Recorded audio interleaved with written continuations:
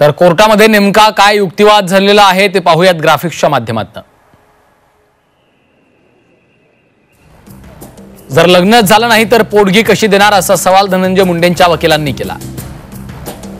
त्यावर त्यांची मुलं आहेत असं उत्तर करुणा मुंडेंच्या वकिलांनी दिलं।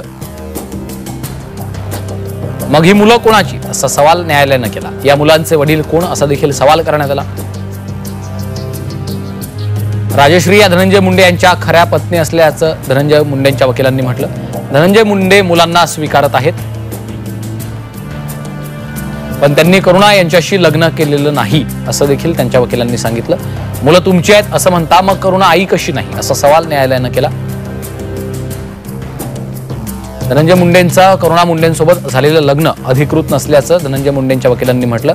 तर धनंजय मुंडे आणि करुणा मुंडे यांच्या दोन मुलांचे आई आणि वडील कोण आहेत असा सवाल न्यायाधीशांनी उपस्थित केला। तर करुणा यांचं वर्षाला 15 लाख उत्पन्न आहे, त्या इन्कम टॅक्सही भरतात।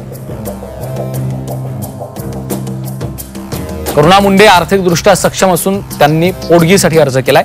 करुणा यांचे स्वतःचे व्यवसाय आहेत, त्यांना पोटगीची गरज काय असा सवाल धनंजय मुंडेंच्या वकिलांनी केला। त्यावर करुणा आणि धनंजय मुंडे यांचं 1998 मध्ये लग्न झालं, त्यांचे एकत्र फोटो आहेत असं करुणा मुंडेंच्या वकिलांनी सांगितलं। धनंजय मुंडे करुणा मुंडेंच्या लग्नाचे पुरावे तुमच्याकडे आहेत का असं न्यायालयानं विचारलं। त्यावर होय, आमच्याकडे पुरावे आहेत, आम्हाला पुरावा सादर करायला थोडा वेळ द्या असं करुणा मुंडेंच्या वकिलांनी म्हटलंय। तर 5 एप्रिल पर्यंत पुरावे सादर करा असे आदेश न्यायालयानं दिले।